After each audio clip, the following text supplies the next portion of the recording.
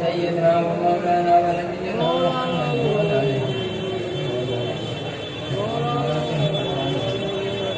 وعلى آله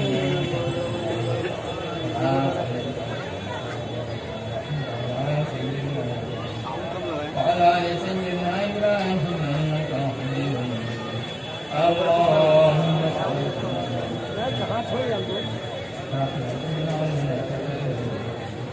ومولانا ونبينا محمد وعلى آله وذرياته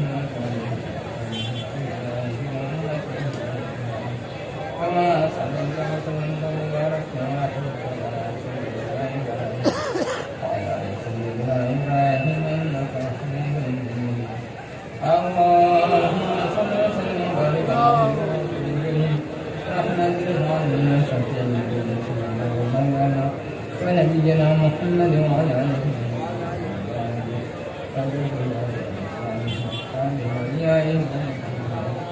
كما صليت وسلمت وباركت ورحمت على سيدنا إبراهيم وعلى آل سيدنا إبراهيم إنك حميد مجيد. نحمده ونصلي على رسوله الكريم ونعوذ بالله من شرور أنفسنا ومن سيئات أعمالنا من يهده الله فلا مضل له ومن يضلله فلا هادي له ونشهد أن لا إله إلا الله وحده لا شريك له ونشهد أن محمدا عبده ورسوله. أما بعد أعوذ بالله من الشيطان الرجيم. بسم الله الرحمن الرحيم. تبارك الذي بيده الملك وهو على كل شيء قدير الذي خلق الموت والحياة ليبلوكم أيكم أحسن عملا وهو العزيز الغفور الذي خلق 7 سماوات طباقا ما ترى في خلق الرحمن من تفاوت فارجع البصر هل ترى من فطور. صدق الله العلي العظيم وصدق رسوله النبي الكريم ونحن على ذلك لمن الشاهدين والشاكرين والحمد لله رب العالمين. محترم علماء اکرام، معزز سامعین حضرات، میرے بزرگوں، دوستوں، پردہ نشین ماں بہنوں اور بچوں، السلام علیکم ورحمۃ اللہ وبرکاتہ. ایک مرتبہ بآواز بلند درود شریف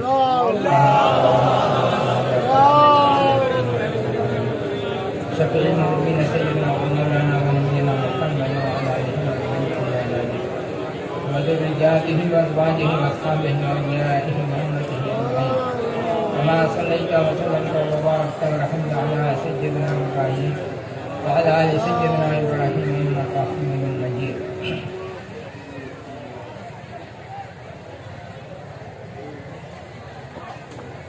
الحمدللہ آج کے دن یہ مبارک مجلس عرس کل اس جگہ پہ غالباً فرسٹ ٹائم منعقد ہو رہی ہے. اللہ تبارک و تعالیٰ اس مجلس عرس کل کے صدقے میں، اس کے وسیلے سے اس علاقے کے تمام لوگوں کو 5 وقت نماز اور حقانی وظیفہ پابندی کے ساتھ پڑھنے کی توفیق عطا فرمائے. آمین آمین. میں نے ایک آیت کریمہ کی تلاوت کا شرف حاصل کیا سورہ ملک سے.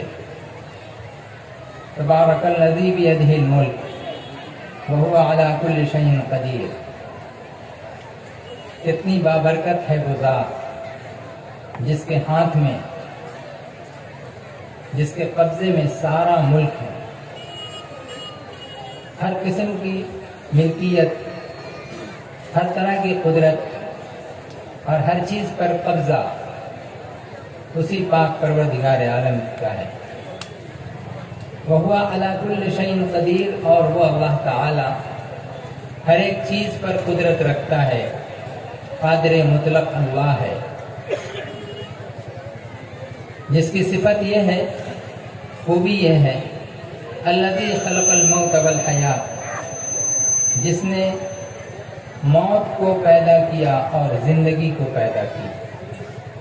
موت و حیات اسی کے قبضے قدرت میں ہے اور اسی نے ان دونوں چیزوں کو پیدا کیا، حیات بھی اور ممات بھی۔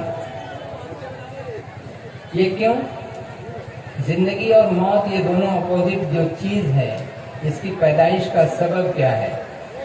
اللہ تبارک و تعالیٰ نے ان دونوں مخالف چیزوں کو الگ الگ، جہاں زندگی ہے وہاں موت نہیں، جہاں موت ہے وہاں زندگی نہیں، زندگی اور موت دونوں میں اختلاف، پھر بھی اللہ تعالیٰ نے دونوں چیزوں کو پیدا کیا اور قرآن کریم میں اسے ارشاد فرمایا اور موت کو پہلے اور زندگی کو بعد میں بتایا۔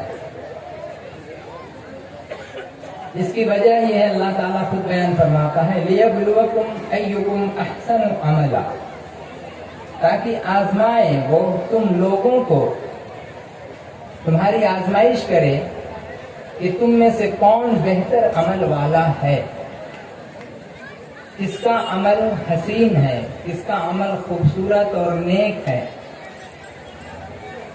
کون اچھے وچار کا آدمی ہے، کون خوش اخلاق ہے، کون بد اخلاق ہے۔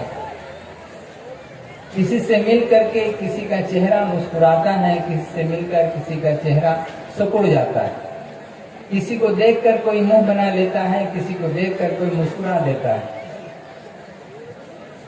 یہ نفرت، یہ محبت، یہ زندگی اور یہ موت کس نے پیدا کی؟ اللہ تبارک و تعالیٰ نے ہی پیدا کی۔ تو اللہ تبارک و تعالیٰ اس چیز کے بارے میں ارشاد فرماتا ہے الذی خلق الموت والحیات، یہ وہ اللہ کی جو ہر چیز پر قادر ہے اور اسی نے موت اور حیات کو پیدا کیا ہے تاکہ تمہیں وہ آزمائے کہ تم میں سے کون بہتر عمل والا ہے، کون حسن عمل کا کرنے والا ہے اور وہ عزت والا، غلبہ والا، غالب ہے اور بخشنے والا بھی۔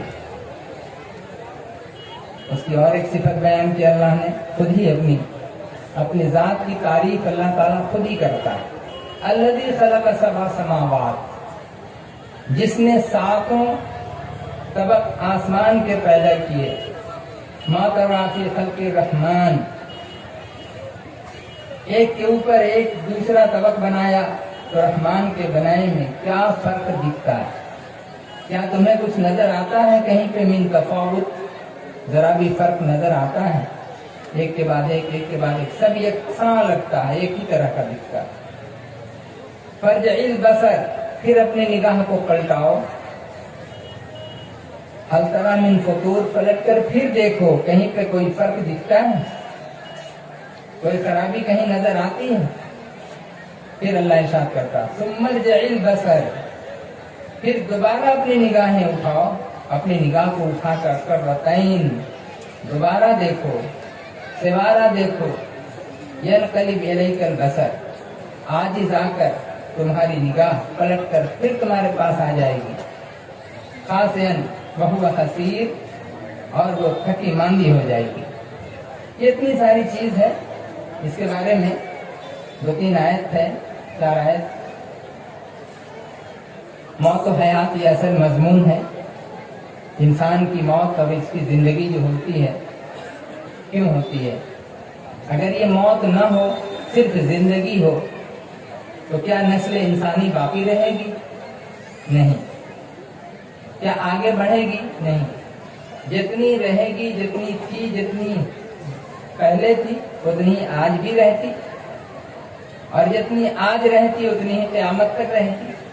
لیکن چونکہ اللہ تبارک و تعالیٰ نے عالم ارواح میں بے شمار لوگوں کو پیدا کیا، ان کی روحوں کو پیدا کیا، اور اس کا سلسلہ حضرت آدم علیہ السلام سے کیا شروع، اور اختتام کب ہوگا؟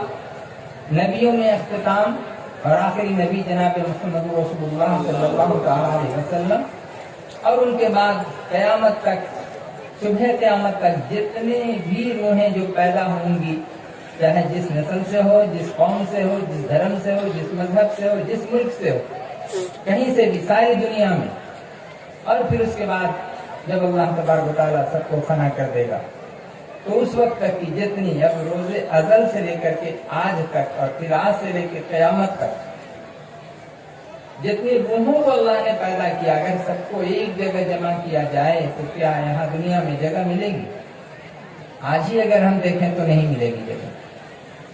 آج ایسے ہی آبادی اور پاپولیشن کا بے انتہا بے تحاشا بڑھوتری جو ہو رہی ہے، جس کا اندازہ کوئی نہیں کر سکتا۔ اللہ تبارک و تعالیٰ یہ ارشاد فرماتا ہے کہ جس نے موت اور حیات دونوں کو پیدا کیا، موت آتی ہے تو انسان زندگی کا مزہ پاتا ہے، زندگی کی قدر و قیمت سمجھتا ہے، اور جب زندگی ہوتی ہے موت سے بچ جاتا ہے تو پھر موت کی قدر قیمت یہ سمجھتا ہے۔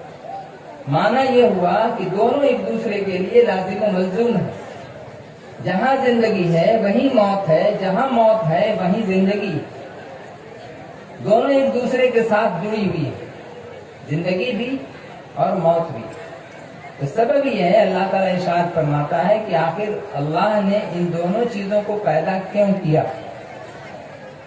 تو آگے اللہ تعالیٰ خود ہی ارشاد فرماتا ہے لِيَبْلُوَكُمْ أَيُّكُمْ أَحْسَنُ عَمَلًا، تاکہ وہ آزما لے تمہیں کہ تم میں سے کون بہتر عمل والا ہے، کون حسین عمل والا ہے، کون خوبصورت عمل والا ہے، کون نیکوکار ہے، کون بدکار ہے، کون پرہیزگار ہے، کون بد پرہیزگار ہے، کون نمازی ہے، کون بے نمازی ہے، کون روزہ دار ہے، کون بے روزہ دار ہے۔ ہر ایک چیز میں فرق پیدا کرنے کے لیے اللہ تعالیٰ نے ان دو چیزوں کو بنایا، زندگی اور موت۔ اب پوری دنیا جو گھوم رہی ہے انہی دو چیزوں پر، دو چکی، ایک زندگی ایک موت ہے، اسی کے بیچ میں انسان گھوم رہا ہے۔ پوری آبادی ہے انسان کی پوری آبادی اسی کے بیچ میں گھوم رہی ہے، ساری دنیا اسی محور میں ہے، دو پارٹ، ایک زندگی اور ایک موت۔ اور وجہ اس کی یہ ہے کہ اللہ تبارک و تعالیٰ آزمانا چاہتا ہے ہم لوگوں کو، ہم سے مراد تمام بنی نوع انسان کو، اور بنی نوع انسان میں سے خاص کر کے ان لوگوں کو جو ایماندار ہیں اور جو بے ایماندار ہیں۔ ایمانداروں میں کون بہتر ہے، کون پرہیزگار ہے، اور بے ایمانداروں میں کون جو ہے گناہوں سے بچتا ہے، کون اس سے تھوڑا سا اچھے عمل سے چلتا ہے، کون تقویٰ کرتا ہے، کون تقویٰ نہیں کرتا، یہ ساری چیزیں اس میں تفصیلی طور پر آتی ہیں۔ اور اللہ ارشاد فرماتا ہے کہ وہ اللہ غالب ہے اور بخشنے والا، جس نے یہ آسمان پیدا کیے، 7 طبق، جسے تم دیکھتے ہو اللہ کی اس پیدائش میں، اللہ کی اس آسمان کی خلقت میں، ما تری فی خلق الرحمن من تفاوت، ذرہ برابر کہیں بھی فرق، اگر غور کریں اوپر کی طرف دیکھیں تو ہر طرف سے برابر ہی دکھے گا، کہیں سے اونچا نیچا دکھتا ہے، زمین جیسے اوبر کھابڑ ہے، کہیں اونچی کہیں نیچی، کہیں پہاڑ کہیں دریا کہیں سمندر، اس طرح سے، لیکن آسمان کو دیکھیے ہر طرف سے لگتا ہے کہ ایک کٹورے کی مانند ہے جو یوں جھکا ہوگا، اور چاروں طرف سے برابر اللہ تعالیٰ نے پیدا کیا، اور ایک ہی نہیں بلکہ 7 آسمان اللہ نے بنائے۔ یہ 7 آسمان کو بنایا، آخر بنانے میں کتنا وقت لگا ہوگا؟ تو اللہ تعالیٰ قرآن میں کہتا ہے، ارشاد فرماتا ہے کہ یہ 6 دنوں میں یہ آسمانوں کو، 7 آسمانوں کو اور زمین کو پیدا کیا، 6 دن میں پوری زمین و آسمان مکمل اللہ نے کر دیا۔ اب یہ 6 دن کا مطلب جب اللہ تبارک و تعالیٰ کن کہتا ہے، ہر ایک چیز جو ہو جاتی ہے، پھر یہ 6 دن کا ٹائم کیسے لگ گیا، کیوں لگ گیا؟ ایک وہم انسان کے ذہن میں پیدا ہوتا ہے۔ تو یہ 6 دن کی جو مہلت ہے وہ ایک میعاد کے لیے، ایک مدت کے معین کرنے کے لیے کہ تقریباً 6 دن، ہمارے حساب سے وہ 6 دن، لیکن اللہ کے نزدیک کچھ بھی نہیں ہے، سیکنڈ اور منٹ کا معاملہ ہے۔ وہ جب کہہ دیتا ہے کہ کن فکان، کہیں ہو جا تو ہو جاتا ہے، جس چیز کے بارے میں۔ سورج کو اللہ نے بنایا، چاند کو اللہ نے بنایا، ستاروں کو اللہ نے بنایا، ان سب کے بنانے میں کیا وقت لگا؟ بس اللہ نے کہا ستارہ ہو جا، بس ہو گیا، آسمان گھر میں بن جا، بن گیا، سورج ہو جا، ہو گیا، چاند بن جا، بن گیا۔ اسی طرح سے انسان کی روحیں، اللہ نے اتنی مخلوق کو پیدا کیا، اتنی روحوں کو پیدا کیا، कि जो अंदाजे से बाहर है उसका कोई अंदाजा नहीं लगा सकता। अब उसमें एक इंसान, तो अल्लाह तबारक व तआला तो वहां छटाई नहीं करता है, लेकिन हम इंसान होकर के इंसानों की छटाई करने की कोशिश करते हैं, पिटाई की कोशिश करते हैं, कटाई की कोशिश करते हैं। ये हमारी तंगनजरी का ये सबूत है। हमारा दिल तंग है, दूसरों को हम देखना पसंद नहीं करते, हम दूसरों के लिए कुछ जगह फराहम नहीं कर सकते, दूसरों के लिए दाना पानी का इंतजाम करने से हम नाकाबिल हैं। इसके लिए हमने क्या किया, ये कोशिश की कि नहीं, किसी भी तरह से जैसे भी हो वैसे, चाहे मजहब के नाम पे हो, धर्म के नाम पे हो, या किसी भी तरीके से हो, छटाई शुरू करो। अल्लाह तबारक व तआला इस आफत से, इस बड़ी आफत से हम तमाम ईमानदारों को, खासकर मुसलमानों को बचा करके रखे। आमीन। इसलिए कि जो साजिशें हैं धीरे धीरे करके वो लोगों के सामने में खुलती चली आ रही हैं।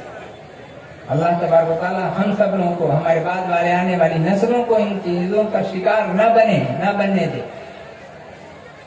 बहुत ही भयानक अंजाम इस चीज का। बहरहाल मेरी जो टॉपिक है वो मौत और हयात है, इसलिए हम उसी तरफ में आते हैं। इंसान की जो मौत होती है, तो मौत की पैदाइश, फिर जिंदगी की पैदाइश। ये बच्चा पैदा हो रहा है, जैसे ही पैदा होता है मौत को साथ लेके आता है। जो चीज पैदा हुई फिर उसको एक न एक दिन यहाँ दुनिया से जाना ही है, उसके एक दिन रुखसत होना है। मिट्टी से बना है ये इंसान, फिर मिट्टी में जा करके मिलना है। मिट्टी में मिल करके फिर वहां से जब अल्लाह ताला कुछ दिनों वहां क़याम कराएगा, और फिर जब सूर फूंका जाएगा, फिर अल्लाह ताला अपनी तरफ बुलाएगा। फिर हर एक आदमी एक एक जमात बन करके फिर अल्लाह के सामने में हाजिर होंगे, और वहां फिर अल्लाह तबारक व तआला के सामने जवाबदेह होंगे अपने एक एक अमल का, एक एक मामले का। लियब्लुवकुम अय्युकुम अहसनु अमला। वो देखेगा कि तुम में से कौन बेहतर अमल वाला। अब जो बेहतर अमल वाला है उसे अलग लाइन में रख देगा, और जो बेहतर नहीं है जिसका अमल, उसको दूसरी तरफ रख देगा। मामला यह हुआ कि एक बामल और एक बेअमल, दो का ग्रुप बन जाएगा। उसके पहले ईमानदार और बेईमानदार, दो का ग्रुप बना। कौन अल्लाह को माना और किसने अल्लाह पर ईमान नहीं रखा, उसे नहीं तस्लीम किया। किसने अल्लाह तबारक व तआला के हुक्मों को माना और उस पर अमल किया, जैसा कि सूरह वल अस्र में अल्लाह ताला ने इरशाद फरमाया, वल अस्र इन्नल इंसान लफी खुस्र। जमाने की कसम, खास करके वो जमाना जिसमें अल्लाह के रसूल सल्लल्लाहु ताला अलैहि वसल्लम मौजूद थे, बहयात इस दुनिया में जैसे हम आप देखे जा सकते हैं, वैसे यूं तो अल्लाह के रसूल सल्लल्लाहु अलैहि वसल्लम हमेशा हयातुन नबी हैं, आपकी हयात मुबारक मुसल्लमुस सुबूत है। इसके बावजूद जब इस जमाने मुबारक में इस धरती के ऊपर जब आप दिख रहे थे, ऐसा नहीं कि आज नहीं दिखते हैं, आज भी दिखते हैं। जिन लोगों की आंखें हैं वो देखते हैं, लेकिन उस वक्त में जैसे माओ शुमा हम लोग हम कलाम होते हैं, मामलात करते हैं, इस तरह से रसूल पाक सल्लल्लाहु अलैहि वसल्लम जब थे, तो वो वक्त जो था वो इंतहाई खूबसूरत और बेहतरीन जमाना था। जमाना जब से अल्लाह तबारक व तआला है तब से जमाना शुरू है। कब तक रहेगा? जब तक अल्लाह ताला रहेगा तब तक जमाना रहेगा। इसलिए जमाना के बारे में अल्लाह ताला फरमाता है कि जमाने को बुरा न कहो, कि जमाना मैं हूँ, जमाना मैं हूँ, खुद को वो कहता है जमाना। जब से अल्लाह तब से जमाना, जब तक अल्लाह तब तक जमाना। न अल्लाह के लिए फना है न जमाने के लिए फना। कब से उसकी स्टार्टिंग हुई, कब से उसकी इब्तिदा हुई, कोई नहीं जानता, लेकिन वो अल्लाह सबको जानता है और हर चीज उसके सामने में है। वो जो चाहता है करता है, जो चाहेगा करेगा, जो चाहा उसने किया। ये नेक अमल और बदअमली का जो मामला है ये हम लोगों के ऊपर में मुनहसर है। अब हम लोग जितना जिस तरह हम लोग अपना कदम बढ़ाएंगे, अपना ध्यान बढ़ाएंगे, उसी तरफ ہمارا معاملہ جائے گا اور اللہ تبارک و تعالیٰ اس کا انعام یا اس کی سزا اللہ تعالیٰ مقرر فرمائے گا۔ جب ہم یہاں اس دنیا میں آئے اپنی ماں کے پیٹ میں، ماں کی پیٹ سے جب ہم باہر آئے، پھر بچہ جب تھوڑا تھوڑا کر کے دھیرے دھیرے کر کے بڑا ہوا، اس وقت اب حکم اس کے اوپر میں چلتا ہے ماں باپ پر یہ حکم چلتا ہے کہ تم اپنے بچے کو سدھارنے کی کوشش کرو اور اللہ کا نام اور اس کا کلمہ اس کی زبان پر لاؤ۔ جب بچہ منہ سے آواز نکالنے لگے، ٹکلانے لگے، تو اس وقت اسے لا الہ الا اللہ سکھاؤ، محمد رسول اللہ صلی اللہ علیہ وسلم سکھاؤ، کلمہ پڑھنا سکھاؤ۔ پھر دھیرے دھیرے کر کے جیسے جیسے بڑھے اسے پھر علم کی دنیا میں لاؤ اور اسے قرآن و حدیث کا علم اور دوسرے جو علوم جو فائدہ پہنچانے والے ہیں لوگوں کو اور ایک دوسرے کو، وہ علوم کو حاصل کرنے کی رغبت اس کو دلاؤ۔ اس لیے کہ علم جو ہے وہ سب سے بہترین دولت اور سب سے بڑی دولت ہے۔ اب جب اللہ تبارک و تعالیٰ دنیا میں جب ہمیں پیدا کر دیا، بھیجا، اور اس کے بعد دھیرے دھیرے جب ہم سن بلوغ کو پہنچے، جب ہم بالغ ہوئے، اب اس وقت ہمارا معاملہ شروع ہوتا ہے کیا؟ گناہ و ثواب کا۔ بچپن میں ہمارا کوئی معاملہ نہیں تھا، ہر چیز ہمارے لیے معاف تھی، کوئی غلطی بھی کرتے تو اللہ تعالیٰ معاف فرماتا۔ کیوں؟ اس وقت ہماری عقل پختہ نہیں تھی۔ لیکن اب دھیرے دھیرے ہمارے اوپر نماز کا فریضہ بھی آ گیا، روزے کا فریضہ بھی آ گیا، زکوٰۃ جب ہم صاحب مال ہوئے اس وقت وہ بھی فرض ہو گیا، اور اس کے بعد پھر جو حج کا معاملہ ہے وہ بھی سامنے میں آ گیا۔ تو ہماری پوری زندگی جو گھوم رہی ہے دینی حساب سے، اللہ کے حکم سے، اللہ اور اس کے رسول صلی اللہ علیہ وسلم کے حکم سے، وہی ہے 5 چیزوں کے اندر۔ ان 5 چیزوں کے اوپر جو ہماری پوری زندگی جو گھومے گی وہ یہی اللہ اور اس کے رسول صلی اللہ علیہ وسلم کے حکم کے مطابق ہمارا عمل ہونا چاہیے۔ یہی باتیں سارے لوگ بولتے ہیں اور ہمیں بھی وہی چیز کرنی چاہیے۔ اس معاملے میں اللہ تبارک و تعالیٰ کا یہ حکم سب سے پہلے جب بچہ پیدا ہوا، بڑا ہوا، بالغ ہوا تو اس پر نماز فرض ہوگی۔ جب نماز فرض ہوئی تو کتنی رکعت؟ تو پھر 5 کتنے وقت کی؟ 5 وقت کی نماز۔ 5 وقت کی نماز فرض ہوتی ہے اور تقریباً 50 رکعت کے قریب ہو جاتی ہے۔ اور یہ جب ساری نمازوں کو ہم ملا کر کے دیکھتے ہیں تو اس وقت میں ہمارا جو معاملہ ہے، جو اللہ تعالیٰ نے 50 وقت کی نماز ہم پر جو فرض کیا تھا، رسول پاک صلی اللہ تعالیٰ علیہ وسلم کو جو تحفے میں شب معراج میں اللہ نے عطا فرمایا تھا، وہی تحفہ اللہ کے رسول صلی اللہ تعالیٰ علیہ وسلم ہم لوگوں کو عطا فرمایا، اور انہوں نے دیا کہ یہ 50 وقت کی نماز، لیکن یہ 50 سے 5 ہو گئی کیسے؟ حضرت موسیٰ علیہ السلام کی بدولت، ان کی مہربانی۔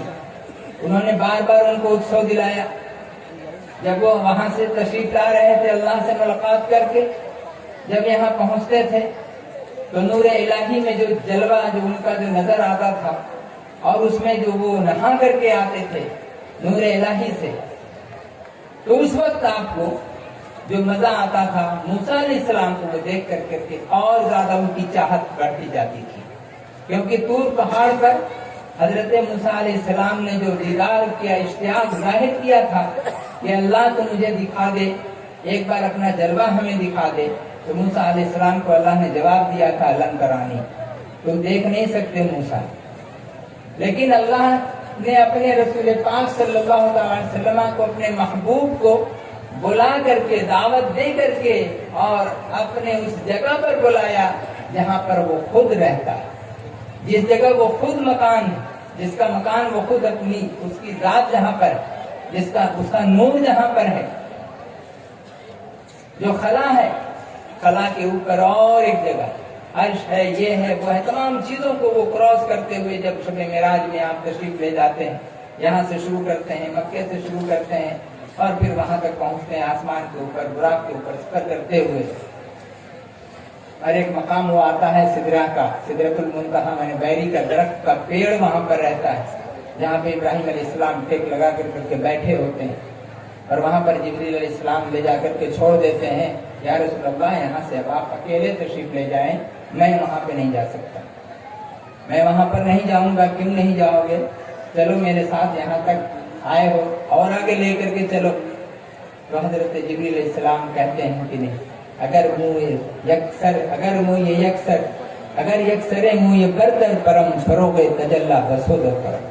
اگر ذرہ برابر بھی، ایک چول برابر بھی میں اگر آگے بڑھ جاؤں تو میرے پر کو اللہ تعالیٰ جلا کر کے خاک کر دے گا. یہیں ان کے جو پر تھے بے شمار پر ہیں، اور اسی پر کے ذریعہ سے جب وہ چلتے ہیں آسمان سے نیچے جب نازل ہوتے ہیں تو ایک آواز آتی ہے پھرپھراہٹ کی، اور جو تار سے مل کر کے جو ایک آواز جھن جھن کی جو آواز ہوتی ہے، جرس اس کو بولتے ہیں، اس طرح کی آواز آتی ہے.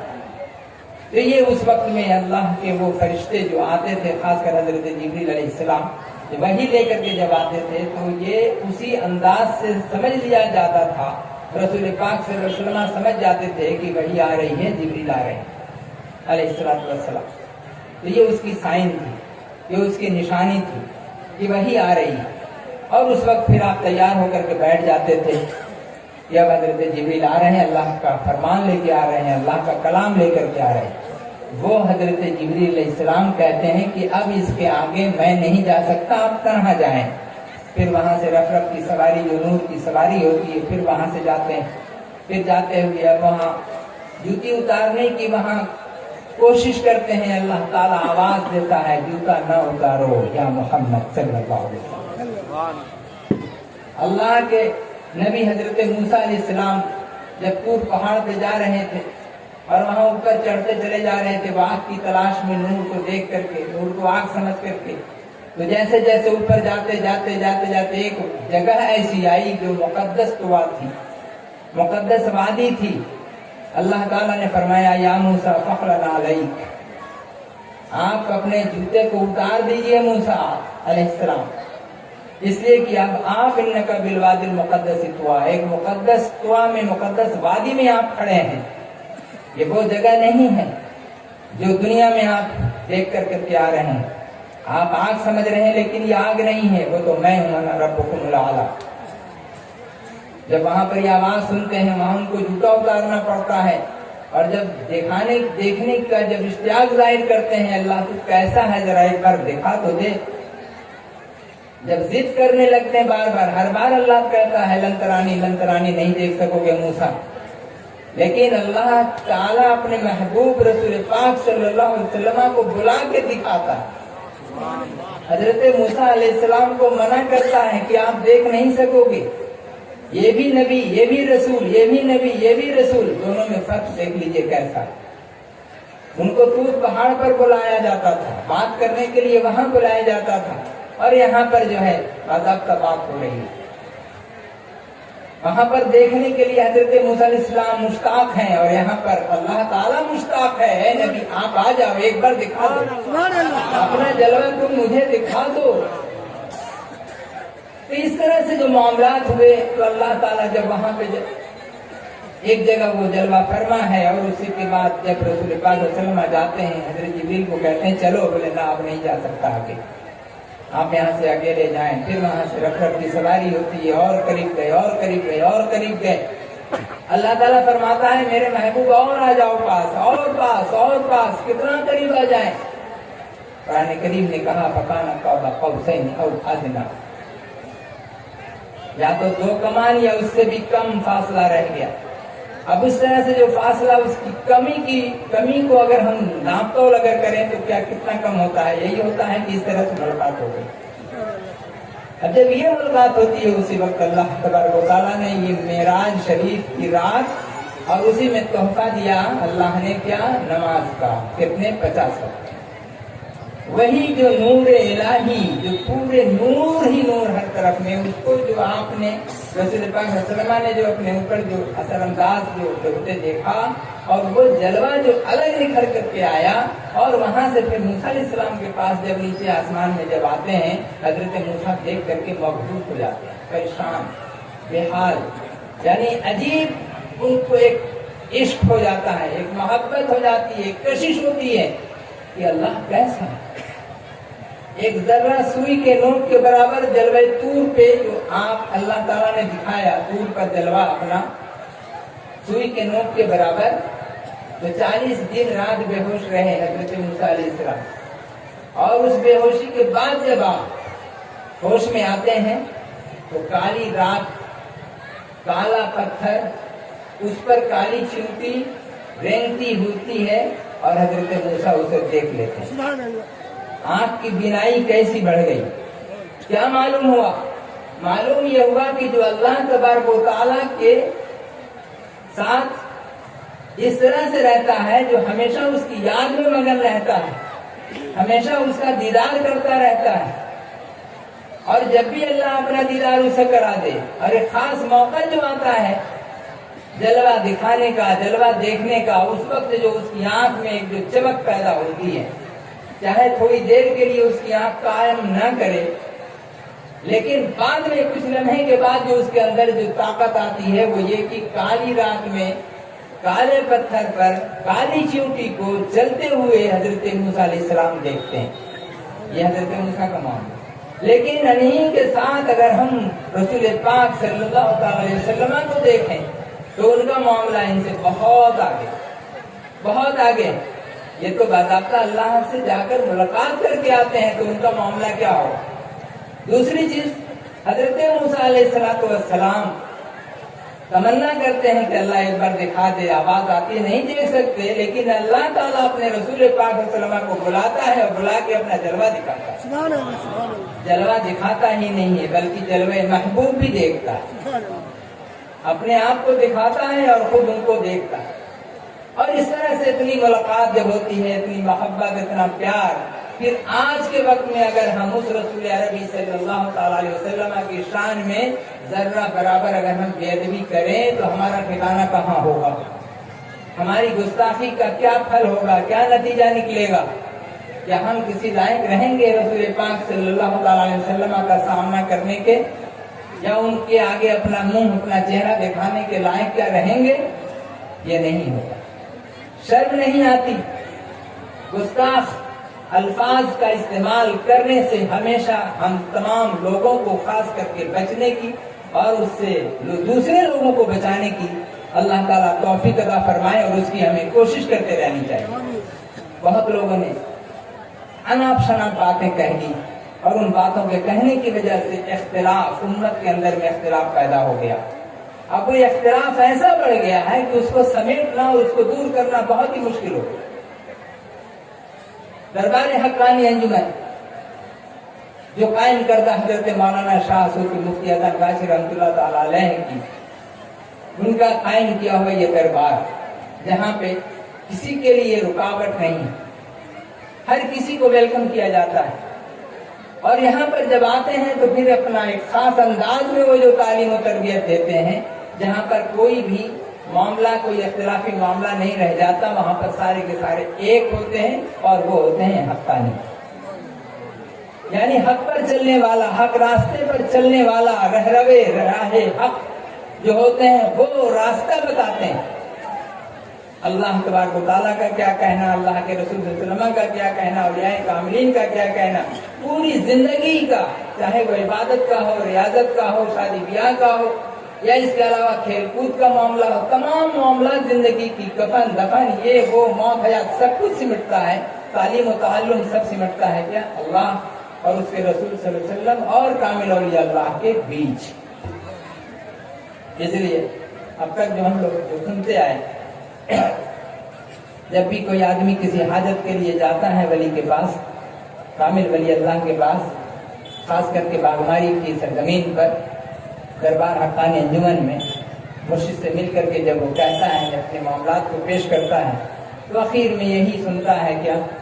اللہ، رسول، مرشد، یہ تین باتیں، اللہ ہے، رسول ہے اور کامل مرشد۔ تو یہ جو بات ہے یہ بہت ہی اہم ترین بات ہے۔ ظاہر میں ہم لوگ یہ کہتے ہیں اللہ اور اس کے رسول صلی اللہ علیہ وسلم یہی معاملہ ہوا، لیکن یہ بیچ میں مرشد کہاں سے جوڑ دیا؟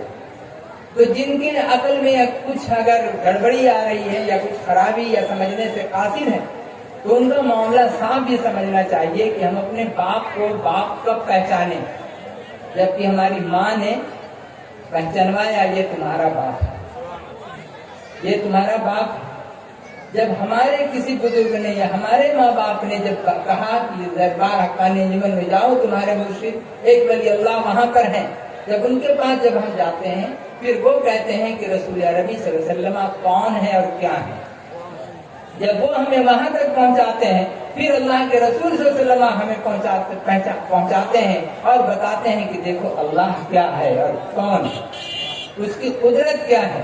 تو ہمارے لیے جو ایک سلسلہ جو بنا ہوا ہے، اسی سلسلے کے پکڑنے کا نام ارادت ہے، اسی سلسلے کو پکڑنے کا نام پیری اور مریدی۔ جو سلسلے میں داخل کرنے والے ہیں وہ پیر ہوتے ہیں، اور جو داخل ہوتا ہے اسے مرید کہتے ہیں۔ مرید کا لفظی معنی ہے جو چاہنے والا، فعال، اپنے آپ سے جو ارادہ کرتا ہے، ارادہ کرنے والا، چاہنے والا۔ کیا چاہنے والا؟ کھانا، پانی، کپڑا، پیسہ۔ کیا چاہنے والا؟ اللہ کو چاہنے والا۔ جو اللہ کو چاہنے والا ہوتا ہے اسی کو کہتے ہیں مرید۔ اور جو مرشد ہوتے ہیں وہ کیا ہوتے ہیں؟ اللہ تک پہنچانے والے ہوتے ہیں، اسے کہتے ہیں مرشد۔ مرشد ہے رشد سے، یعنی صحیح راستہ دکھانے والا۔ تو صحیح راستہ ہم دیکھ لیے، یہ راستہ چل رہا ہے، اب اس راستے کی انتہا کہاں ہے، میری منزل مقصود کہاں ہے، وہ ہمیں کوئی تو بتائے گا۔ وہ بتانے والا ہوتا ہے مرشد، مانا ہوتا ہے راستہ دکھانے والا۔ اور راستہ کون سا؟ اللہ کی طرف جو راستہ جا رہا ہے اسی راستے کو دکھانے والا مرشد کہلاتا ہے۔ اور بیچ میں جتنے سارے جھول جھمیلے آتے رہتے ہیں اور آتے رہیں گے، ان سب سے قطع نظر ہو کر کے آدمی ایک رخ میں چلا جاتا ہے۔ جب اس رخ میں جاتا ہے اور پھر اس چیز کو جو اس کا مقصد ہوتا ہے اللہ تبارک و تعالیٰ کی محبت تقویٰ کے ذریعہ سے اور اس کے علاوہ شریعت، طریقت، حقیقت، معرفت پر عمل کر کے جو مقصود ہوتا ہے انسان کا، اسی مقصود کو جب وہ حاصل کر لیتا ہے، اب اس مقصود کو حاصل کرنے کے بعد پھر اب اسے اراد الطریق یعنی راستہ دیکھنے کا معاملہ اور دکھانے کا معاملہ نہیں ہوتا۔ وہاں پر وہ مرشد اس بندے کو، اپنے اس مرید کو خود پہنچا دیتے ہیں اسی جگہ پر کہ جہاں سے وہ خود اب دوسروں کو راستہ دکھانے والا بن جاتا ہے۔ یہی کام ہے مرشد کا۔ تو اب جب ہم اس مرشد کے پاس جاتے ہیں، جا کر کے اپنے معاملات کو ہم پیش کرتے ہیں، مقصد میرا جانے کا کیا؟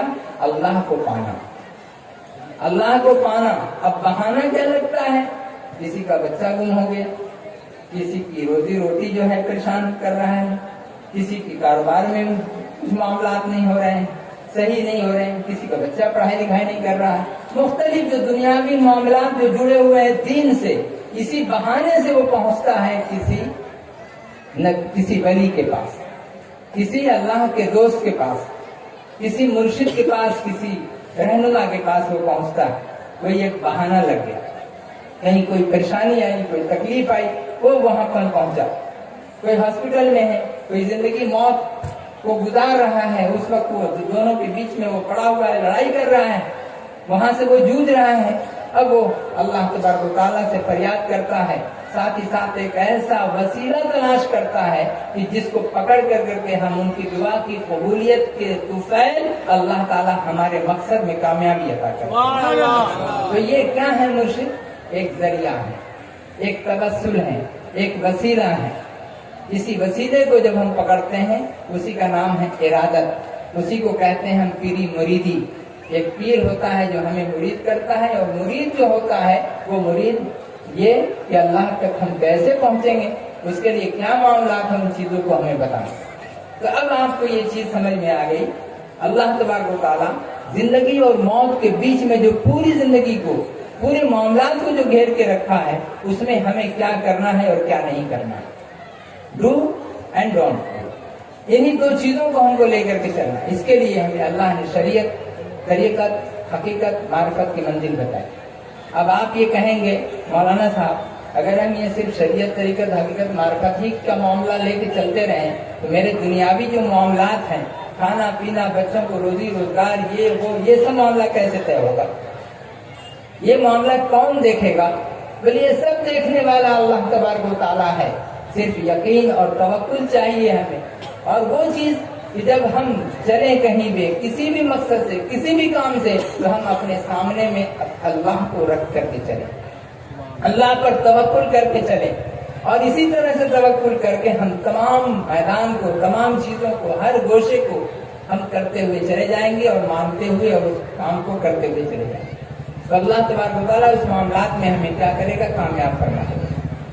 और यही है जो जिंदगी का एक मकसद। अब उसी के लिए जो हम मुर्शिद को जो तलाश करते हैं, उसकी वजह क्या है? सिर्फ एक ही मकसद है कि हम अल्लाह की रजा कैसे हासिल करें, अल्लाह को हम कैसे पाएं। कोई कहता है कि अरे हमारे सामने में किताब रखी है, हमारे सामने कुरान पाक रखा हुआ है, हमारे सामने हदीस है, तो हम कुरान और हदीस को छोड़ के हम एक जाए बूढ़े आदमी के पास और वहां जाकर करके हम वो जो बताएंगे तो सब तो कुरान में लिखा है, हम क्यों ना यहीं पे हम अमल करें।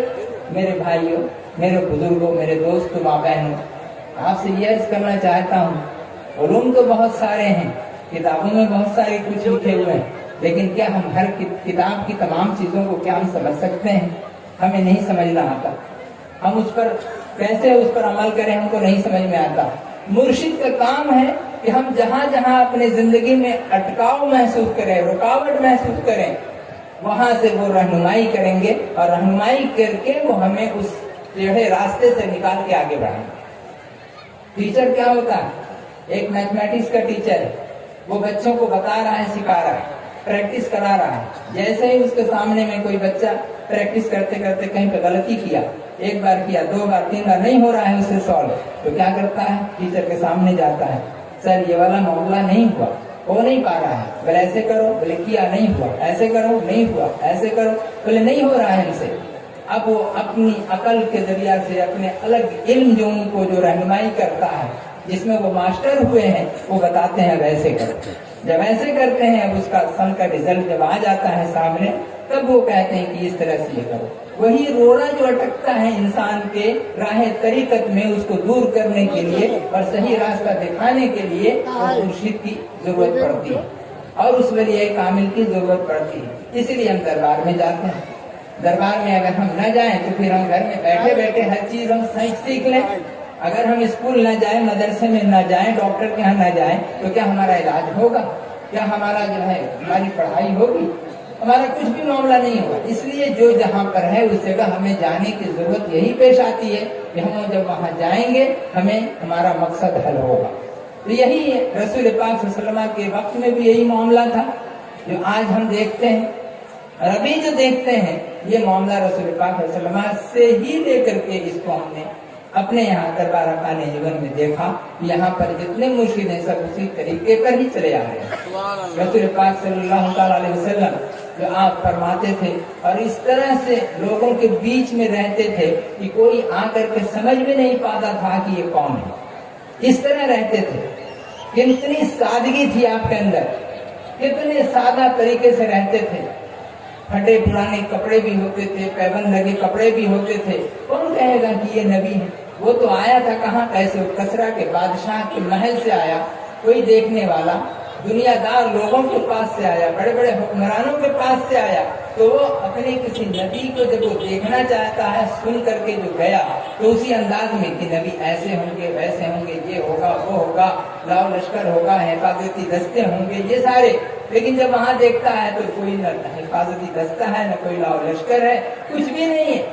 तो इस चीज को जो डिफरेंस जो करने के लिए और उसको तमीज करने के लिए जो चीज है वो हैरत में डाल देती है। आम आदमी बैठे हुए हैं, उसी बीच में रसूल पाक सल्लल्लाहु अलैहि वसल्लम की ज़ात गिरामी भी है और उसको जब समझ नहीं पाते हैं तो लोग पूछते हैं, ऐना मोहम्मद सल्लल्लाहु अलैहि वसल्लम, ऐना रसूल, आपके रसूल कहाँ हैं? तुम्हारे रसूल कहाँ हैं? नबी पाक सल्लल्लाहु अलैहि वसल्लम कहाँ हैं? तो लोग बताते थे कि ये हैं हमारे नबी पाक सल्लल्लाहु अलैहि वसल्लम, ये यहाँ आए, ये बैठे हुए हैं।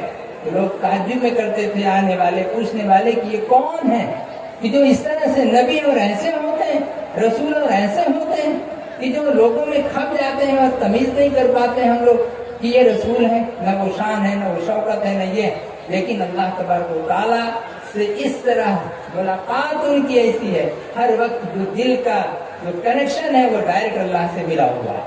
और ठीक वैसे ही जो कामिल औलिया अल्लाह होते हैं उनका कनेक्शन रसूल पाक सल्लल्लाहु अलैहि वसल्लम से और अल्लाह तबारक व तआला से मिला होता है। उसी कनेक्शन को हासिल करने के लिए हम लोग, कम इल्म लोग और बल्कि कुछ भी न जानने वाले लोग, हम लोग जैसे आदमी जब जाते हैं, आम आदमी, तो उनके पास जा करके हम लोग اپنے مقصد کو جب بیان کرتے ہیں کہ ہمیں کچھ اللہ تک پہنچانے کا اور پہنچنے کا ذریعہ بتائیں، تو وہ ذریعہ کیا دیتے ہیں؟ بولے وہی 5 وقت نماز پڑھنا اور وہی 5 وقت وظیفہ پڑھنا ہے، حقانی وظیفہ پڑھنا ہے۔ کیا حقانی وظیفہ کیا الگ سے چلا آیا؟ بالکل نہیں۔ کیا نماز الگ سے چلی آئی؟ آپ کہتے ہیں کہ 5 وقت پڑھنے کے لیے مرشد ہمارے حکم دیتے ہیں، تو کیا ہم لوگ 5 وقت نماز پڑھنے کا حکم نہیں دیتے؟ بولے ہاں، آپ جو حکم دیتے ہیں وہ اپنے انداز سے دیتے ہیں، اور آپ عام آدمی نہیں ہیں، لیکن آپ کا کہنا اور ایک کامل ولی اللہ کا کہنا دونوں میں بہت فرق ہو جاتا ہے۔ جب ایک کامل ولی اللہ کہتا ہے نماز پڑھو، تو وہ تمام نماز کو پڑھ کے اس پر عمل کر کے تب اس لائق بنا ہے کہ وہ دوسرے کو بتا رہا ہے کہ تم بھی عمل کرو، تم بھی نماز پڑھو، تاکہ اس نماز کو اب جب وہ پڑھے گا بندہ تو وہ پڑھ سکے گا، اس لیے کہ اس پر عامل کیا ہوا عامل بندہ بتا رہا ہے تو اس کو اثر کر جائے گا۔ اور ایک وہ آدمی ہوتا ہے کہ جو عمل نہیں کیا ہوتا ہے لیکن وہ کہتا ہے، جیسے روزے ہی کا مسئلہ لے لیجیے، ہم روزہ نہیں رکھے ہوئے ہیں، لیکن جب کوئی دوسرا آدمی آتا ہے تو ہم کہتے ہیں بھیا روزہ رکھو، تو میرا کہنا کیا اس کو اثر کرے گا؟ کچھ نہیں کرے گا۔ اسی طرح سے اگر ہم نماز نہیں پڑھتے ہیں لیکن دوسرے کو ہم کہہ رہے ہیں نماز پڑھو، مانے گا؟ وہ تو فوراً رٹ کر کے دیکھے گا کہ نماز پڑھتا نہیں ہے، مجھے کہتا ہے کہ نماز پڑھو، تو کیسے مان لیں؟ اسی لیے کوئی کام کسی کو بولنے سے پہلے، حکم دینے سے پہلے خود اس پر عامل ہونا چاہیے اور عمل کر لینا چاہیے۔ الحمدللہ ہم لوگ جتنے یہاں پر لوگ ہیں، اکثر و بیشتر 90%، 95%، 98% لوگ ایسے ہیں کہ جو پہلے 5 وقت نماز کی پابندی کرتے ہیں، اور 5 وقت پابندی کر کے نماز کی ساتھ میں وظیفے کی پابندی کرتے ہیں، اور اس کو پڑھنے کے بعد جو اثر ہوتا ہے، اس اثر کو جب ہم لیتے ہیں تو وہی اثر پھر اس کے ذریعہ سے، اس کی بدولت دوسروں کو ہم کہہ سکتے ہیں، اور جب کہتے ہیں تو وہ پھر فوراً اثر لے لیتا ہے کہ نہیں ہمیں پڑھنا چاہیے نماز۔ اس کے دل میں ایک ولولہ پیدا ہوتا ہے، ایک جوش پیدا ہوتا ہے کہ جس اللہ نے سر سے لے کر پیر تک اتنے سارے احسان کیے، پینے کے لیے پانی دیا، پیاس لگے تو پانی پینا ہے، گرمی لگے تو ہوا اللہ تعالیٰ چلاتا ہے، بھوک لگے تو کھانا اللہ تعالیٰ دیتا ہے، وٹامنس کی کمی ہو تو مختلف قسم کے پھل فروٹ سب اللہ مہیا کر دیتا ہے۔ رمضان میں دیکھیے نا، ہر قسم کے پھل رمضان میں چلے آتے ہیں، بے موسم پھل بھی اس موقع پہ دیکھتے ہیں۔ یہاں نہیں ہے لیکن دوسری جگہ ہے، کہیں نہ کہیں سے وہ چلا ہی آتا ہے۔ اللہ کا کتنا بڑا احسان ہے۔ یہ پورا باڈی جو سر سے لے کر کے پیر تک، اس میں دماغ بھی ہے، اس میں آنکھ بھی ہے، اس میں کان بھی ہے جو سنتا بھی ہے، دیکھتا بھی ہے، سوچتا بھی ہے، سوچ کر کے فیصلہ کرتا ہے، تمیز کرتا ہے، پھر اس کے بعد ہارٹ کو دیتا ہے، پھر یہ ہارٹ بھی اس چیز کو فیصلہ کرتا ہے یہ کرنا چاہیے، پھر وہ ہارٹ کیا ہے؟ زندگی کی بقا کا ایک ذریعہ ہے، اور یہ سلطان ہے پورے جسم کا، اور پھر ہارٹ ہے، پھیپڑا ہے، تمام چیزیں، اس کے ساتھ جسم کا ایک ایک وجود، ایک ایک انگل، تمام چیز، پھر اس کے اندر میں یہ جو وینز ہے، یہ سارے وینز، اس وینز کے بارے میں آپ کو معلوم ہوگا اور ہو سکتا ہے کہ معلوم ہو، حیرت ہوگی کہ ایک انسان کا جو وین ہے، اگر اس کے ساری دنیا کا کنارہ سے اگر ہم اس کو لپیٹتے آئے، گھیرتے آئے، تو پوری دنیا کو ایک آدمی کا وین جو ہے گھیر کر کے رکھ دے گا۔ نہیں سمجھے؟ یہ جو وین، یہ جو رگ جو دکھائی دیتا ہے، یہ رگ، اس کو اگر ہم نکالتے رہیں، نکال کے دنیا کے ایک کونے سے شروع کریں اور دوسرے کونے تک وہاں لے جا کر کے چاروں طرف گھیر کر اسی وین کے ذریعہ سے اگر ہم پھر اسی نقطے پہ پہنچیں اور گھیر لیں اس دنیا کو، تو پوری دنیا گھیر جائے گی، احاطہ کر لے گی، یوں سراؤنڈ کر لے گی اس کو۔ کون؟ یہی وین، کیا بولیں، یہی رگ، اسی رگ کے ذریعہ سے۔ تو آخر بتائیے یہ اللہ تعالیٰ کی کتنی حیرت ناک چیز ہے، یہ جو اللہ نے اس چیز کو جو بنایا، کتنی حیرت ناک چیز ہے۔ نس، اسی نس کے ذریعے سے ہم تمام طرف میں پوری دنیا کو ہم کھیل سکتے ہیں، لیکن یہ اللہ تبارک و تعالیٰ نے کبھی اس کا ذکر نہیں کیا، صرف اتنا بتایا ضرور کہ ہم نے موت پیدا کیا اور تمہارے لیے اور زندگی پیدا کی، اور اس لیے کیوں کیا तमाम खाना पानी ये वो सब कुछ दिया तो किस लिए दिया? ताकि तुम में से कौन बेहतर अमल करने वाला है, अच्छा अमल करने वाला है, कौन नमाजी है, कौन परहेजगार है, कौन तहज्जुद गुजार है, और कौन नमाज का पाबंद है, कौन हलाल खाने वाला है, कौन सूद से बचने वाला है, कौन हराम से बचने वाला है, कौन तकवा करने वाला है। इन्हीं चीजों को हम देखने के लिए और आजमाने के लिए हमने तुम्हें जिंदगी और मौत दोनों का सामना करा दिया। जिंदगी दे दी कि इस जिंदगी में रह करके तुम अपना अमल कर लो, और मौत दी कि मौत के बाद फिर जो मंजिल जो शुरू होगी, जो स्टेज होगा, उसमें हम तुम्हारे हालात का अंदाजा करेंगे और जायजा लेंगे। जब इंसान मरता है तो मौत के वक्त में जब फरिश्ते आते हैं, वो फरिश्ते क्या करते हैं?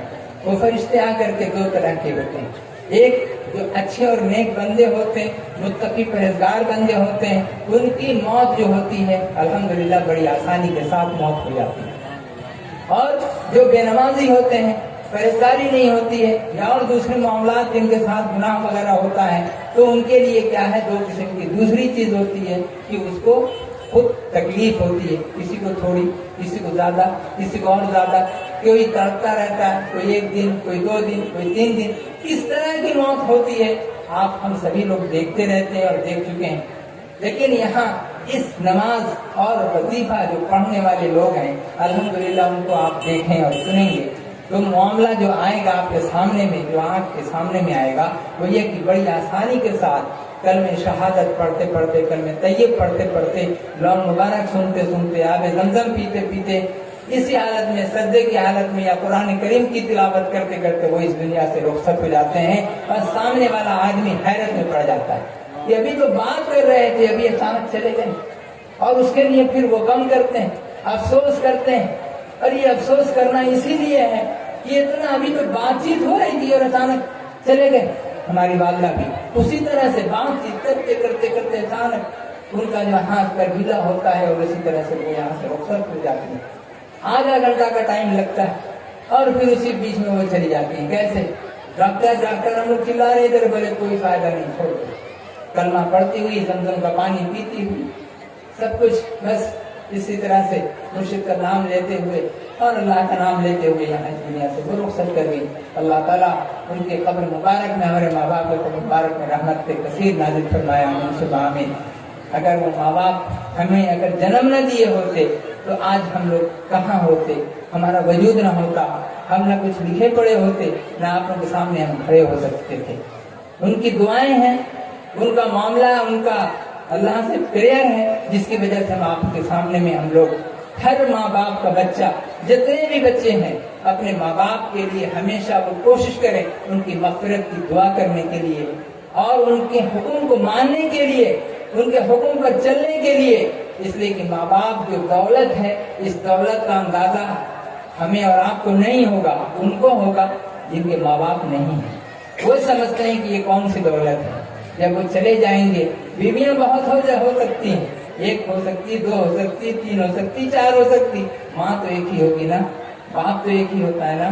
इस तरह से उनकी कदर और कीमत के लिए अल्लाह ताला ने कुरान में कह दिया कि उनके सामने में तुम अपनी आवाज बुलंद न करना, जोर से मत करना, और आहिस्ता बात करो, उनसे अदब और ताज़ीम से बात करो, और बिल वालिदैन इहसाना, माँ बाप के साथ अच्छे सलूक तुम करो। वहाँ पर उनके साथ बदतमीजी नहीं, जोर से आवाज नहीं। आज हम जवानों में से जो लोग हैं वो क्या करते हैं, या थोड़ा सा बच्चा बड़ा होता है, 14-15 साल का होता है, अब उसके अंदर क्या आता है, कर्रारी आती है, उसके अंदर में गुस्सा आता है, उसके अंदर में ज़ज्र, तौबीर, डांट, कपट, ये सारी चीजें जो माता शैतानी जो चीजें हैं वो धीरे धीरे करके शैतान उस पर अपना दखल जमाना शुरू कर देता है। जब वो दखल जमाता है वो किस लिए, ताकि माँ बाप के साथ वो बदतमीजी करना शुरू कर दे, और माँ बाप उसे कहीं अगर उसकी जबान से अगर गलत अल्फाज निकल गए तो वो बेचारा बच्चा कहीं का नहीं रह जाएगा, कहाँ उसका ठिकाना होगा, सीधा जहन्नम। इसलिए अपने माँ बाप का, जितने बच्चे हैं या बच्चियां हैं, उन सबको एहतराम करना अपने माँ बाप का उन पर लाजिम है।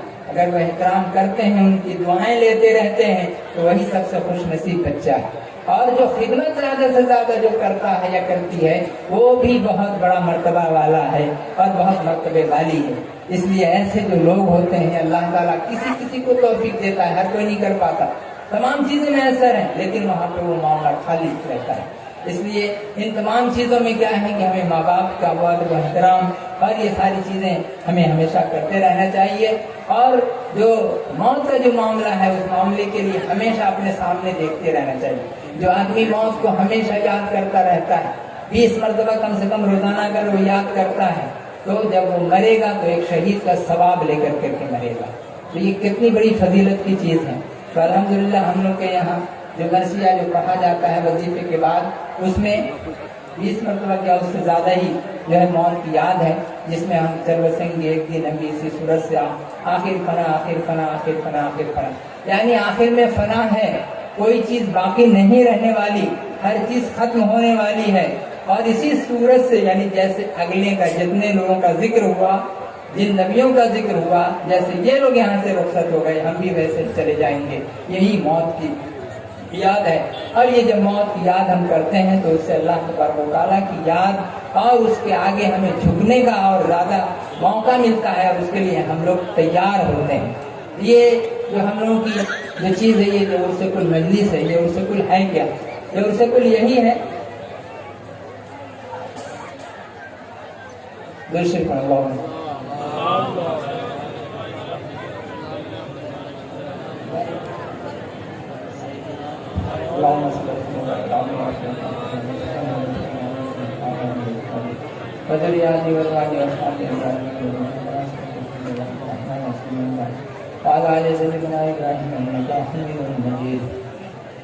لہٰذا ہماری جو پیدائش یہاں پر ہے میرے بزرگ اور دوست، ہمارے سامنے ایک موت کی منزل ہے۔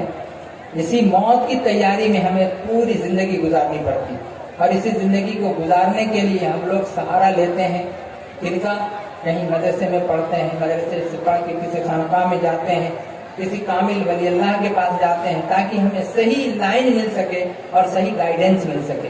اسی صحیح گائیڈنس کو حاصل کرنے کے لیے ہم لوگ مرشد کے پاس جاتے ہیں۔ اب مرشد کا جو معاملہ ہے وہ ایسا ہے کہ جہاں پر بے پیسہ دین و دنیا کی بھلائی و امن و امان اگر ملتا ہے تو ہمیں بے پیسہ وہاں سے حاصل کرنا چاہیے، اس لیے کہ نبی پاک صلی اللہ تعالیٰ علیہ وسلم وہ جو لوگوں کو بتاتے تھے، سمجھاتے تھے، تو اس پر کوئی بھی پیسہ وغیرہ نہیں لیتے تھے، جب کچھ بھی نہیں لیتے تھے، اور ان کا جو تھا معاملہ ان اجریہ الا علی اللہ رب العالمین، یہ جو میرا اجر جو ہے اس کا بدلہ کیا ہے کہ اللہ تبارک و تعالیٰ پر ہے جو سارے جہانوں کا رب ہے۔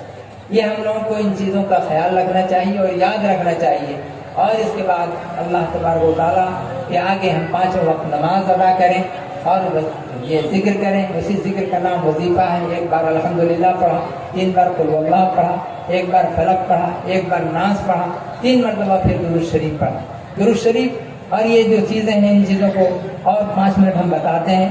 اس میں سورہ فاتحہ جو ہم پڑھتے ہیں تو سورہ فاتحہ پڑھ کر کے ہم بخاری شریف میں جس طرح آیا کہ 20 پارہ قرآن پاک کا ثواب ہمیں ملتا ہے، 20 پارہ قرآن پاک کا ثواب 1 بار سورہ فاتحہ پڑھنے پہ، اور قل اللہ شریف جب ہم پڑھتے ہیں 1 بار پڑھنے سے 10 پارہ قرآن پاک کا ثواب، یعنی 3 بار پڑھتے ہیں تو یہ ختم قرآن کا ثواب۔ 1 بار سورہ فلق اور 1 بار سورہ ناس پڑھتے ہیں تو یہ جتنے بھی بلا مصیبت پریشانی تکلیف جن بھوت بلا یہ ساری چیزیں ہیں اللہ تعالیٰ ان سے ہمیں نجات عطا فرماتا ہے۔ پھر 10 مرتبہ 3 مرتبہ درود شریف پڑھتے ہیں، ہر مرتبہ درود شریف کا جو 1 بار درود شریف اگر ہم پڑھتے ہیں تو اللہ تبارک و تعالیٰ ہمیں 10 مرتبہ وہ ہم پر رحمت نازل فرماتا ہے، اور رسول پاک صلی اللہ علیہ وسلم ان کی طرف سے بھی ہمیں رحمت ملتی ہے، دعا ملتی ہے، اور ہمارے 10 گناہ معاف ہوتے ہیں، 10 درجے بلند ہوتے ہیں، 10 یہ نیکیاں ہمیں اللہ عطا فرماتا ہے۔ 3-4 قسم کے فائدے اس کے اندر میں۔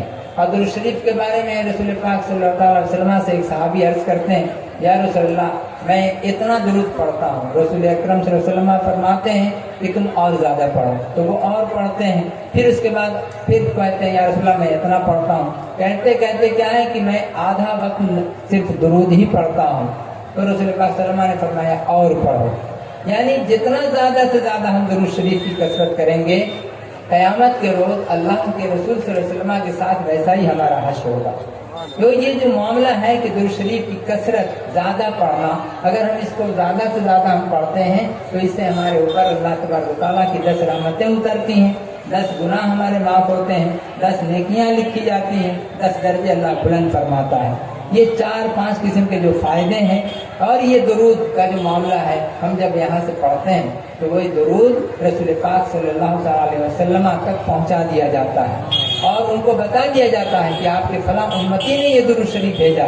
اور جب بھیجتے ہیں اس معاملے میں ذرا سا آپ کو بتائیں، جب ہمارا درود پہنچتا ہے یا ہماری نیکیاں پہنچتی ہیں اور ہمارے نیک اعمال جب ان تک پہنچتا ہے ہفتے میں ایک بار، یعنی جمعرات کے روز، یہ ہوتا ہے حال کہ رسول پاک صلی اللہ تعالی علیہ وسلم کے سامنے میں امت کا حال پہنچایا جاتا ہے، امت کا حال ایک ایک انسان کا وہاں پر یہ پہنچایا جاتا ہے۔ فلاں امت، رسول پاک صلی اللہ علیہ وسلم ارشاد فرماتے ہیں کہ تمہارے بعد، یعنی میری وفات کے بعد جب میں قبر شریف میں جب ہوتا ہوں، مزار شریف میں جب ہوں گا، تو تم لوگوں کے اعمال ہمارے سامنے میں پیش ہوں گے، اور اعمال جب پیش ہوں گے تو اس میں 2 صورت، اگر اچھے اعمال ہمارے سامنے میں آئے تو میں دعا کرتا ہوں اور خوش ہوتا ہوں، اور اگر خدا نخواستہ برے اعمال ہمارے ان کے سامنے میں ظاہر ہوئے تو وہاں سے رسول پاک صلی اللہ علیہ وسلم افسوس کرتے ہیں اور اس کے لیے دعا کرتے ہیں اللہ اسے ہدایت عطا فرما۔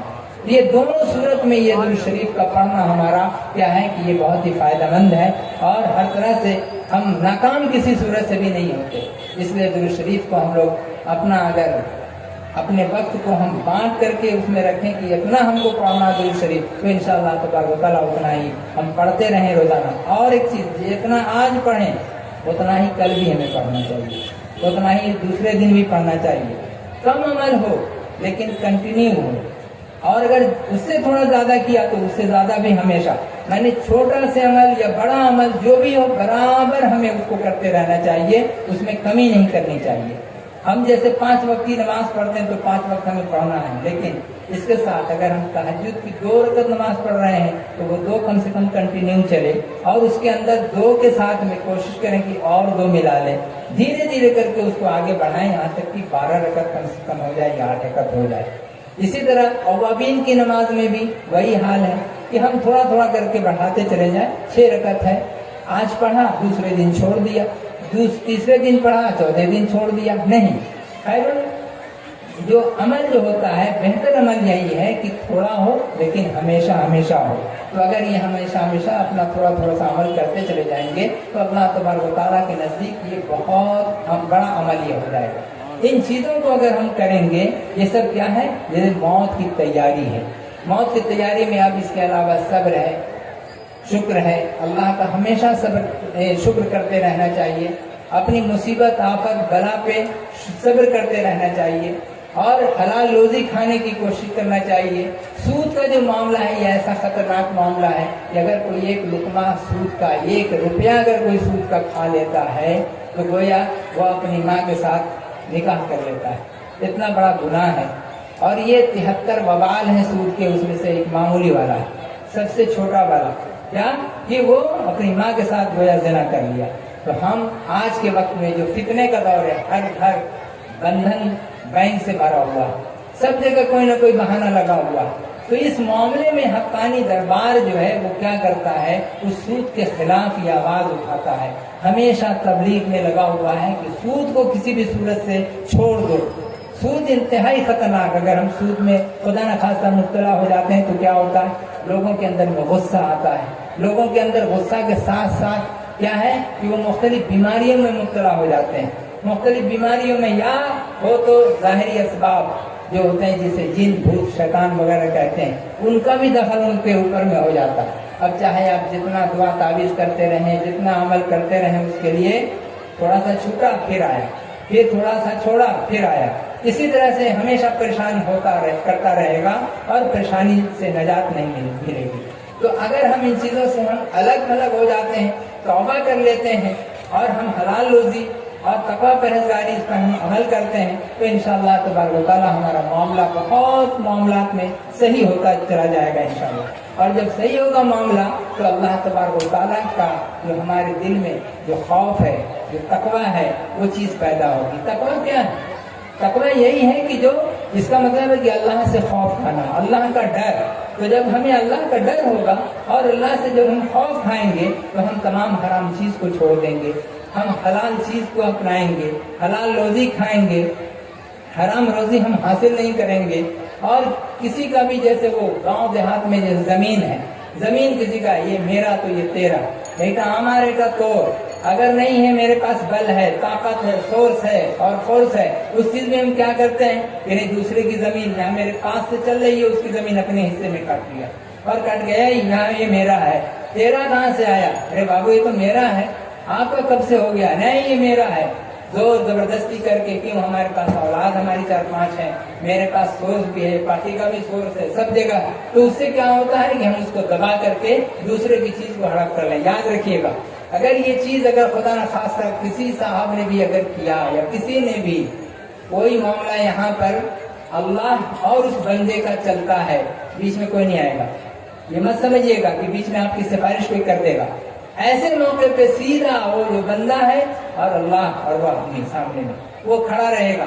اگر کسی نے تھوڑی سی زمین اگر کسی کی ہڑپ کر لی تو وہ زمین قیامت کے روز بھاری ایک پتھر بن کر کے اس کے گردن میں جھلا دیا جائے گا اور لے کے وہ چلتا رہے گا۔ یہ نشانی سارے وہاں عالم میں دیکھتے رہیں گے، اس وقت محشر کے میدان میں سبھی دیکھ رہے ہیں، اس کو دیکھ کر کے وہ نمونہ وہ جو سمپل جو ہے وہ کیا کہیں گے کہ یہی ہے زمین مارنے والا، فلاں کی زمین اس نے مار لیا۔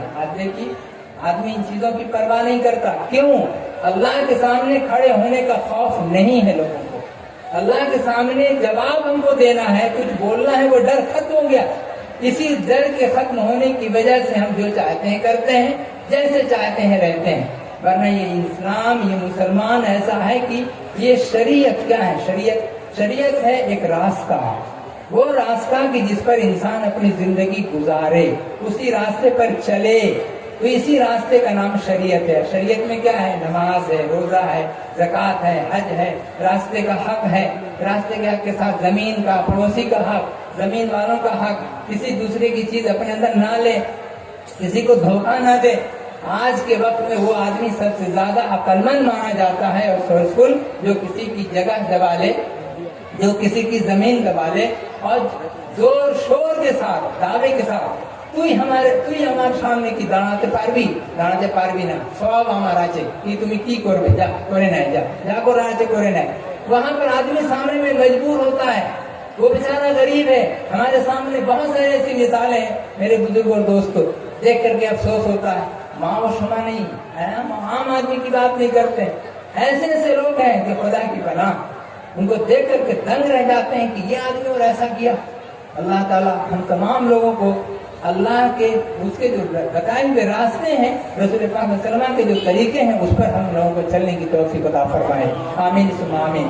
وہ ساری چیزیں، اس کے بعد یہ تدخین کا معاملہ، یہ جو سگریٹ وغیرہ جو پیتے ہیں، ان سب کے معاملات میں بھی جو بدبو جو آتی ہے منہ سے، یاد رہے جب انسان ذکر کرتا ہے اور وہ درود پڑھتا ہے، سبحان اللہ کہتا ہے، اللہ اکبر کہتا ہے، تو یہ سنے کہنے کے بعد فرشتے جو ہیں اس کے لب پر اپنا لب رکھتے ہیں، اپنا ہونٹ اس کے ہونٹ پر رکھتے ہیں اور رکھ کر کے اس سے مزہ لیتے ہیں۔ کس چیز کا؟ پڑھنے کا مزہ لیتے ہیں۔ جیسے کہیں گانا ہو رہا ہو، بہت دلکش گانا ہو رہا ہو یا کوئی دلکش نعت ہو رہی ہو، آدمی اسے سننے کا اگر اشتیاق مند ہے تو جو گانا سننا چاہتا ہے وہ اس پر خوب دھیان سے کان لگا کے سنے گا، چاہے وہ موبائل میں سنے، چاہے وہ فلم ہال میں سنے، چاہے کہیں بھی۔ کوئی نعت سننے والا ہے تو کہیں سے بھی اچھی نعت ہوگی تو اسے سنے گا، کوئی تلاوت قرآن کریم کا سننے والا ہے تو وہاں سے جو تلاوت ہوگی اس کو وہ غور سے سنے گا اور اس سے وہ مزہ لے گا۔ تو ٹھیک فرشتوں کو بھی مزہ لینے کا ہے۔ وہ فرشتے مزہ کیسے لیتے ہیں؟ جب اللہ کا ذکر کرتے ہیں، قرآن کی تلاوت کرتے ہیں، درود شریف پڑھتے ہیں، تو فرشتے اپنا ہونٹ ہمارے ہونٹ پر رکھتے ہیں۔ آپ سوچئے کہ ہمارے اور آپ کا درجہ کیا ہے، اللہ نے ہمیں کیا بنایا ہے، پھر ہم اسی ہونٹ کے ذریعہ سے، اسی منہ کے ذریعہ سے گالی بھی دیتے ہیں، لوگوں کو برا بھلا بھی کہتے ہیں، انسن باتیں بھی کرتے ہیں اور اس کے بعد پھر اللہ کا نام بھی لیتے ہیں۔ بتائیے تو کیا ہمارا یہ منہ ایسا ہے؟ ہم یہی منہ پھر قیامت کے روز اللہ کے سامنے لے کر کے جائیں گے، اس کے سامنے ہم اپنا منہ دکھائیں گے، یہی منہ ہے اللہ جس سے ہم تیری نافرمانی کرتے تھے، تیرے بندوں کو ہم गालियां देते थे और दूसरों का माल हम हड़प करते थे और अपना रोब दबदबा वहां पर दिखाते थे। कभी हम चीख पुकार करके, कभी हम पुलिस का खौफ दिला के, कहीं अपनी पार्टी का स्वरूप दिखला करके, कहीं लोगों की जमात को दिखा करके, तो ये सब मामलात हैं। बताइए, थोड़ी भी शर्म के अल्लाह से आती है? थोड़ी भी शर्म हमें नहीं है कि हम अल्लाह के सामने जो खड़े होंगे, अल्लाह जब हमें पकड़ेगा किसी मामले में तो हम क्या जवाब देंगे? कम से कम उस दिन के लिए हमें खौफ खाना चाहिए, उस दिन के लिए हमें डरना चाहिए। इसलिए जो बंदा डरता है, वअम्मा मन खाफ मकाम रब्बिही, जो बंदा अपने रब के सामने में खड़ा होने से डर गया, फकत फाज, वही बंदा कामयाब हो गया। वही बंदा जो है अल्लाह की बेहतरीन नेमतों को समेट लिया। तो इस तरह वो बंदा कभी गलत काम नहीं करेगा, इसलिए कि उसके सामने में वही खौफ इलाही है।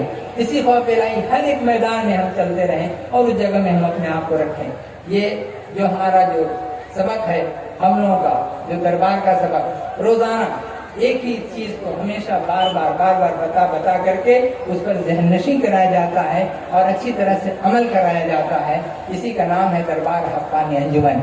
और इसके बानी हजरत मौलाना शाह सूफी मुफ्ती अज़ान गाजी रहमतुल्लाह ताला अलैह, कि जहाँ से हम लोगों को सही तौर पर जो हमको कैसे गाइड किया जाता है, कैसे हमें चलना चाहिए, जिंदगी कैसे गुजारना चाहिए, माँ बाप के साथ कैसा हुस्न सलूक चाहिए, मियाँ बीवी के साथ कैसे रहना चाहिए, बाल बच्चों के साथ कैसा सलूक चाहिए, सारी चीजें जो हदीस पाक में है, कुरान में है, उन सब का लुब्बे लुबाब हमें दरबार में बताया जाता है।